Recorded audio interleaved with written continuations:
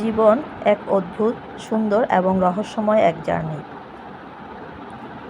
জীবনের কিছু গভীর এবং সত্য কথা তুলে ধরবো আজকে, যা হয়তো আপনারা আজকের দিনটিতে একটু নতুন করে ভাবার অনুপ্রেরণা পাবেন। আমরা প্রায় একটা নিখুঁত জীবনের পেছনে ছুটি, নিখুঁত চাকরি, নিখুঁত সম্পর্ক, নিখুঁত ভবিষ্যৎ। কিন্তু সত্যি বলতে, পারফেক্ট বলতে কিছু হয় না। জীবনের আসল সৌন্দর্য লুকিয়ে আছে এর অসম্পূর্ণতায়, এর উত্থান পতনের মধ্যে। প্রতিদিনের ছোট ছোট ভুল, ব্যর্থতা আর তা থেকে শিক্ষা নিয়ে একটু একটু করে এগিয়ে যাওয়ার নামই জীবন। আমরা জীবনের অর্ধেকটা সময় পার করে দিই অতীতের অনুশোচনায়, আর বাকি অর্ধেকটা কাটিয়ে দিই ভবিষ্যতের চিন্তায়। কিন্তু একটু ভেবে দেখলে বোঝা যায়, আমাদের হাতে যা আছে তা হলো শুধু এই বর্তমান মুহূর্তটি। গতকাল যা হয়ে গেছে তা আমরা বদলাতে পারবো না, আর আগামীকাল কী হবে তা কেউই জানে না। তাই আজ এখন আপনার চারপাশের মানুষগুলোর সাথে হাসুন, এক কাপ চা বা কফির স্বাদ নিন এবং মন থেকে বাঁচুন। সোশ্যাল মিডিয়ার এই যুগে আমরা খুব সহজেই নিজের জীবনের সাথে অন্যের জীবনে তুলনা করে ফেলি।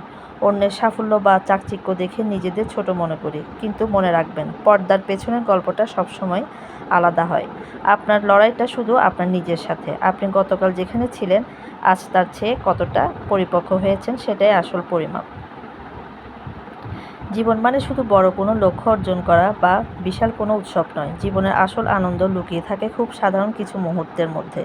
প্রিয় মানুষের সাথে কাটানো কিছুটা সময়, বারান্দার কোণে ফুটে থাকা প্রিয় ফুলটি, এক পশলা বৃষ্টির পর মাটির মিষ্টি গন্ধ, নিজের হাতে তৈরি এক কাপ গরম চা। এই ছোট ছোট ভালো লাগাগুলাই দিন শেষে আমাদের মনকে শান্ত রাখে এবং বেঁচে থাকার শক্তি যোগায়।